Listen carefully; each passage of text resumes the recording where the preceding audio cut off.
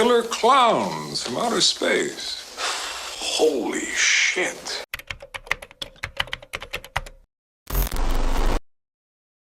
Hey everyone, I hope you're all doing well today. Today I'm going to be talking about Killer Clowns from Outer Space, which was released in 1988 and follows a group of aliens disguised as clowns who terrorize a small city. That's really all I have to say about the synopsis for this film. But last week I was looking for a movie to watch on my TV, and I was scanning through movies after movies after movies. I came across movies like Jeepers Creepers, Aliens, and even Mean Girls. I was going to put that on until I came across a front cover of a film that brought back so much nostalgia. A film that I never even seen, but I would always see it on the top shelf of Blockbuster when I was a kid, but never picked it up.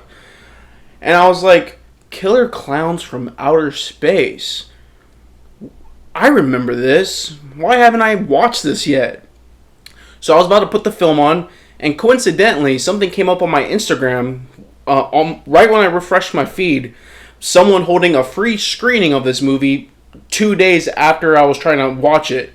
So I was like, you know what? Maybe I'll hang on and watch it whenever I go see it at the free screening at some local park nearby me. It was fun. I had a great time. Plenty of vendors showed up. I even got to meet Shorty and Art the Clown in statue form. But once the film ended, and after experiencing the film for the first time, all I could really think of and say was,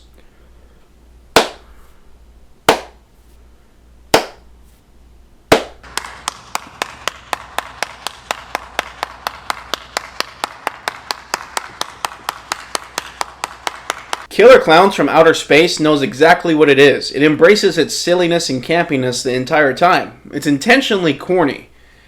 And I'm not saying this is the greatest film ever made. There's a lot about it structure-wise and acting-wise that's pretty ass. But if you walk into it as a B-level popcorn entertainment fun kind of movie, you can't help but embrace its absurdity. It's a lot of fun and possesses some really good props and production design in 80s horror. But that's no surprise because this film was made by the Chiodo brothers, who did practical effect work on movies like the Critters franchise, Team America, and also did stop motion work on films like Elf, and most recently, Marcel the Shell with Shoes, which was nominated for an Oscar. But enough said, let's get right into the film. The movie begins with a sick title card and an even killer soundtrack. We are then introduced to this young couple, Mike Tobacco and Debbie Stone. They look out into the sky and see a shooting star and know that's not Jason from Jason X, but even better, a random circus tent that lands in the middle of the woods. And what other better idea other than go into it? Did these actors read opposite lines in this scene? Because at first, Debbie was excited to go check this thing out and Mike wasn't. And then once they get there, Mike's excited to check this thing out and Debbie's not. Anyways, we're greeted with terrible acting. I've never seen anything like this before. Have you?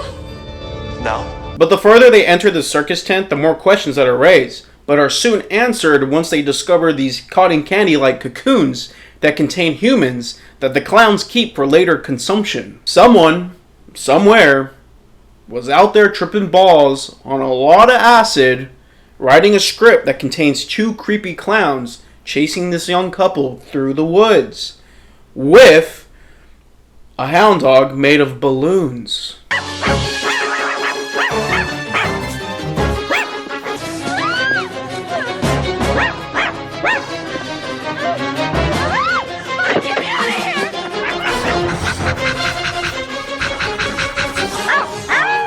You know what? This gives me hope that someday I could walk up in front of a big-time studio with a script that contains something so stupid as an Easter bunny on meth who puts everybody in Easter eggs for later consumption that looks fucked up like the chipmunks from Disaster Movie. I think that one's got rabies. Where you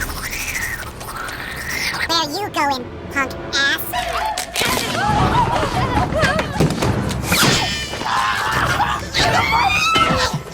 Chipmunks love nuts. Oh, and can we please have these clowns for the next Fast and the Furious movie? This movie is silly. Yeah, it's very silly. So the clowns start causing havoc across the city, and this is when I started to think to myself, why watch an Academy Award-winning film when I could watch a cute little clown named Shorty punch this dude's head right off his body? What are you gonna do? Knock my block off? And I love how when he turns around, you can clearly see his zipper on his costume. Meanwhile, Debbie and Mike run to the police station where we are introduced to these two cops. And Dave, Debbie's ex-boyfriend, is just passive-aggressive for the rest of the film towards Mike. But if they do make a remake of Killer Clowns from Outer Space, all I'm saying is that this guy would make a good Dave. So while Dave's giving Mike a hard time, the clowns are trashing this pharmacy. And I think the filmmakers didn't think we would notice them using the same reaction shot of that pharmacist. Killer Clowns from Outer Space. Holy shit. What are you going to do with all those pies, boys? You're not going to make a dummy out of me. And then he gets choked, impaled, and then used as a puppet. It's actually pretty hilarious how he had a huge ego that actually convinced himself that the entire town was pranking him about killer clowns coming from outer space, only for him to look stupid. While this movie does deserve credit in many places, turning Officer Mooney into a puppet was actually pretty damn effective. It was actually pretty scary. It's gross, dark, and morbid, and I miss when PG-13 films would take risks like that. Nowadays, it feels like they're scared to do so. But that's also when we discover that when you shoot the clowns in the nose, they spin really fast and then explode. Okay. Would this movie benefit from a central protagonist or a cohesive plot? Yeah. Would I change a thing about it? No. But at least we have this 40-year-old actor with the acting chops of a toddler.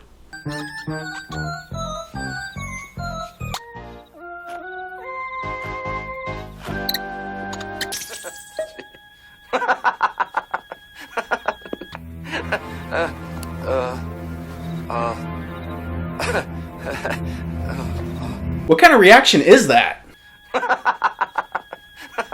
One of my favorite additions to these clowns is how they have popcorn guns, and then when they shoot the popcorns turn into these like cool, practical, sperm-looking clowns.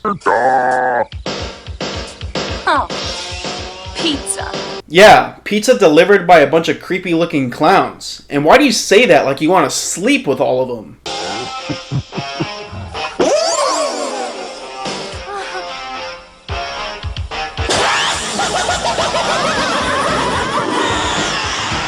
Oh my god. How did these clowns manage to seduce these creepy-looking twin brothers? That was just weird. Especially when they come out covered in kiss marks. But it's okay because the final boss clown throws their ice cream truck, then exploding, killing them. Wait, never mind. They somehow survived that shit. Whatever. Anyways, I had a blast watching Killer Clowns from Outer Space for the first time. I will truly never forget this experience. The practical effects, the soundtrack, the premise, it's all fun. Which is why, on the so bad it's good scale, I'm giving it a 4 out of 5 stars.